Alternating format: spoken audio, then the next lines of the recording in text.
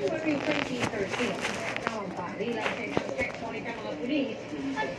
guys, good evening. Kain tayo. Ito naman hapunan. Kailangan natin kumain ng kanin, kunti lang.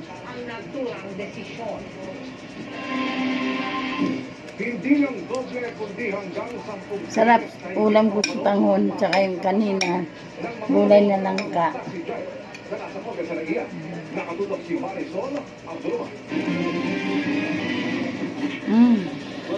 Sarap. Lalo na yung gulay ko kanina, oh. Langka. Yan, langka. Nagtawaran, pero sa huli, namagtatapad umano ang driver. Kaya maya-maya pa. Sarap guys. Kunti lang kanin natin kasi gabi. At imbisgahan ang driver. At hindi lang isa, kundi 11 taxi driver ang nahuli noong kontrata sa operasyon kahapon ng PNP Aviation Security Group, NNIC at FTO. Shout out sa mga kaibigan ko dyan. Kain na tayo. Mayroon talagang contract in beyond standard na supposed meter.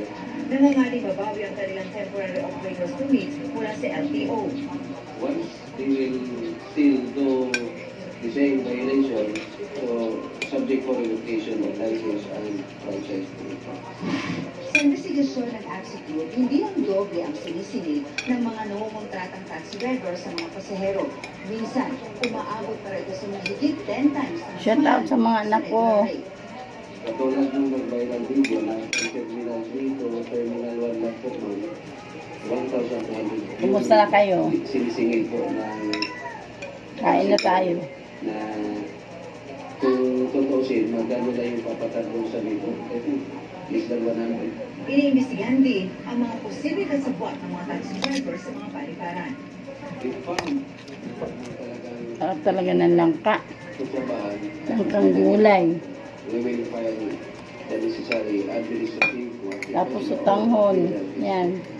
Para sa GMA, Tanghon may ginisa sa Marisol at Raman. corn beef. Bed for oras. Pwede kain na. Mga kapuso, walang bagyo o low pressure area pero inulan at pinaha ang ilang bahagi ng Mindanao. Kapag dirian ay gabi na ako, niapaw na niya sa mga balayan. Pinasok ng baha ang mga bahay sa San Jose, Dinagat